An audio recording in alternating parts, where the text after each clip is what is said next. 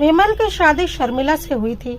दोनों की शादी हुए 5 महीने का वक्त बीता था। दोनों एक दूसरे के साथ बहुत खुश थे, लेकिन जैसे जैसे उनकी शादी का वक्त बीतता जा रहा था, दोनों के बीच सामान्य पति पत्नी की तरह छोटे मोटे लड़ाई झगड़े, रूठना मनाना जैसी बातें भी शुरू हो चुकी थी, जो कि हर पति पत्नी के बीच होता ही है। आज का दिन भी कुछ ऐसा ही था और सुबह सुबह ही दोनों के बीच विवाद हो चुका था। शर्मिला रसोई में चाय नाश्ते की व्यवस्था कर रही थी, लेकिन उसका मूड बहुत खराब था। सामने खिड़की से उसने देखा कि सड़क पर उसके पति की बाइक आ रही थी। तब उसका गुस्सा और भी ज्यादा भड़क उठा। वह मुंह फुलाकर समोसे तल रही थी। आज दिन भर उसे कुछ भी अच्छा नहीं लग रहा था। वह तो खाना भी नहीं खाने वाली थी, लेकिन सास ने जिद करके उसे खाना खिला दिया था। कहीं ना कहीं सभी घर वालों को पता चल चुका था कि शर्मिला आज अपने पति से नाराज है। आज शर्मिला को सुबह उठने में देर हो गई थी, तो उसे नाश्ता बनाने में थोड़ी देर हो गई। अब रात में ही पति ने फरमाइश कर दी थी कि उसे नाश्ते में इडली सांभर खाने हैं, तो सुबह सुबह उठकर उसने इडली सांभर बनाने की तैयारी शुरू कर दी थी।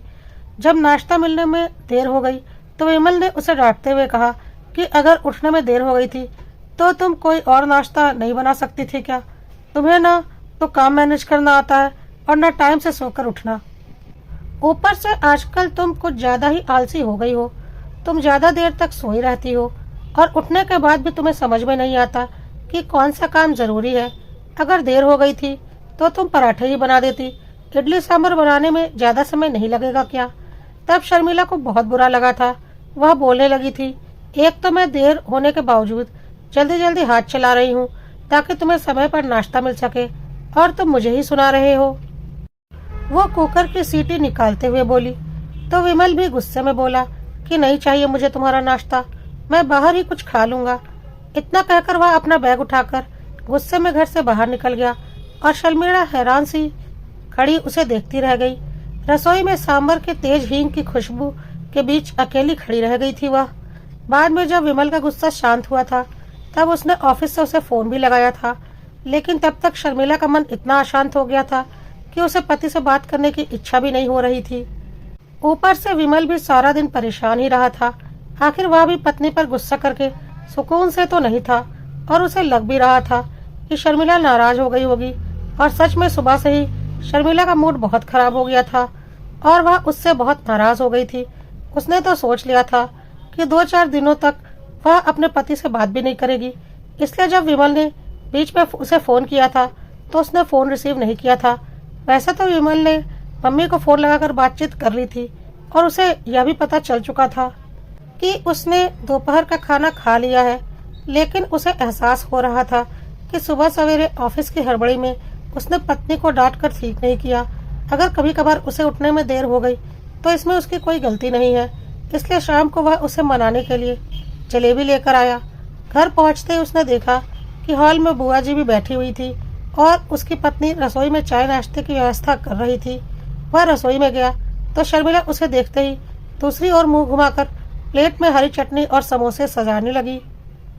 विमल ने पीछे से उसे बाहों में लपेटना चाहा तो वह रुखाई से कहने लगी, छोड़ो मुझे, मैं तो आलसी हूँ ना, इसीलिए तो देर तक सोई रहती हूँ। कोई और पत्नी रहती तो वह समय से उठ जाती ना। इतना कहकर वह मुंह फुलाते हुए चाय नाश्ते की ट्रे लेकर हॉल में आ गई।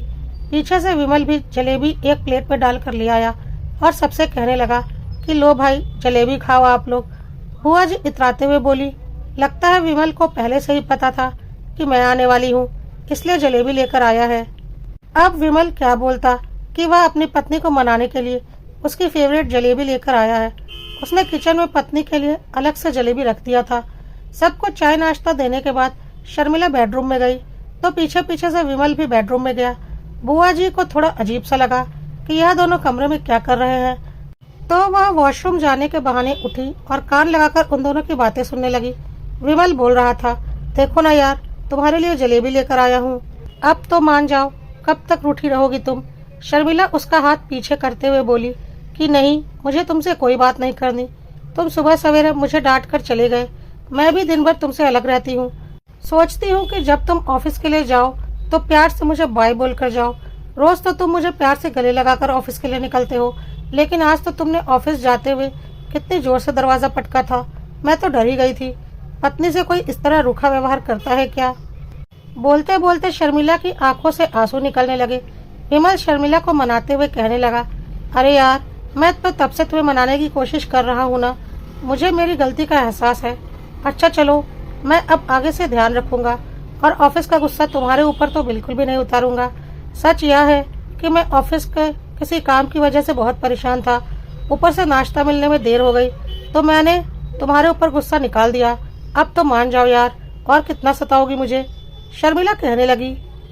अच्छा, तो अब जब मैं बात नहीं कर रही हूँ तो तुम्हें सता रही हूँ, और तुम्हारी वजह से दिन भर मैं कितना रोई हूँ इस बात का तुम्हें अंदाजा भी है।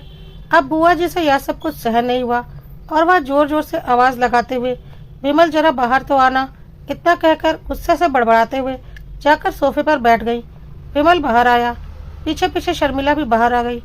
तब बुआ जी उसे डांटते हुए बोली, अरे तू यह क्या कर रहा था कमरे में? विमल सकपका गया और कहने लगा, क्या हुआ बुआ जी, क्या कर दिया मैंने? तब बुआ जी मुंह बनाते हुए कहने लगी, अरे तू बहू के सामने गिड़गिड़ा रहा था, उसे मनाने की कोशिश कर रहा था। अरे मैं तो कहती हूँ कि बहू को मनाने की जरूरत ही क्या है, रूठ कर यह तेरा बिगाड़ ही क्या लेगी? शर्मिला सन्न सी रह गई कि बुआ जी उन दोनों की बातें क्यों सुन रही थी। इधर हॉल में बैठे शर्मिला के सास ससुर भी हैरानी से बुआ जी का चेहरा देखने लगे। शर्मिला की सास बोल पड़ी, अरे दीदी, पति पत्नी के बीच की बात है, जाने दीजिए ना, आप कहाँ बीच में पड़ रही हैं? तो वह कहने लगी, नहीं भाई, हमने अपनी विमल की शादी इसलिए तो नहीं करवाई थी कि वह कल की आई इस लड़की के सामने ऐसे रोए गिड़गिड़ाए। विमल हैरान रह गया था कि बुआ जी बीच में इतना क्यों बोल रही हैं। आखिर यह उन दोनों पति पत्नी का मामला था। शर्मिला को भी सभी घर वालों के सामने शर्म सी आ रही थी। बुआ जी अपनी ही धुन में बोलने लगी, अरे बेटा, आजकल की लड़कियां बहुत तेज होती हैं, उनके सामने इतना नाक नहीं रगड़ते, और वैसे भी अगर बहू रूठ गई है तो तुझे बहू को मनाने की जरूरत ही क्या है? अरे बेटा, इसकी शादी को 5 महीने हो गए हैं, अब ये क्या नखरे दिखा रही है? तू इसे नहीं भी मनाएगा तो ये घर छोड़कर जाएगी कहाँ? शर्मिला की आंखों से आंसू बहने लगे कि वो अपने पति से किसी बात पर रूठ भी गई है तो उसे भड़काया क्यों जा रहा है। तब उसके पति ने भी नाराज होते हुए पूरे परिवार के सामने ही पत्नी का हाथ पकड़कर उसे अपने करीब खींचा और उसकी हथेली को थामते हुए कहा, यह मेरी पत्नी है, इसे मुझसे रूठने का पूरा अधिकार है। अगर यह मुझसे रूठी है तो मैं इसे मनाऊंगा भी। फिर चाहे हमारी शादी को 5 महीने हुए हों, 5 साल हुए हों या 50 साल हुए हों, मैं हमेशा अपनी पत्नी को मनाऊंगा, क्योंकि यह मुझसे रूठी रहती है तो मुझे अच्छा नहीं लगता। और बुआ जी, मैं अपनी पत्नी को मना रहा था तो आपको इस बात की हल्ला करने की क्या जरूरत थी? आपको हमारे ऊपर नजर रखने की क्या जरूरत थी? पति पत्नी की एक प्राइवेसी होती है, आपको हमारे कमरे में झांकने की कोई अधिकार नहीं था कि मैं अपनी पत्नी के साथ कमरे में क्या कर रहा हूँ और हम क्या बातें कर रहे हैं। बुआ जी थोड़ा झेप गई। विमल के पिताजी बोले, अरे दीदी, जाने दो ना, बच्चे ही तो है, एक दूसरे से रूठना मनाना नहीं करेंगे तो क्या बाहरी लोगों से रूठेंगे?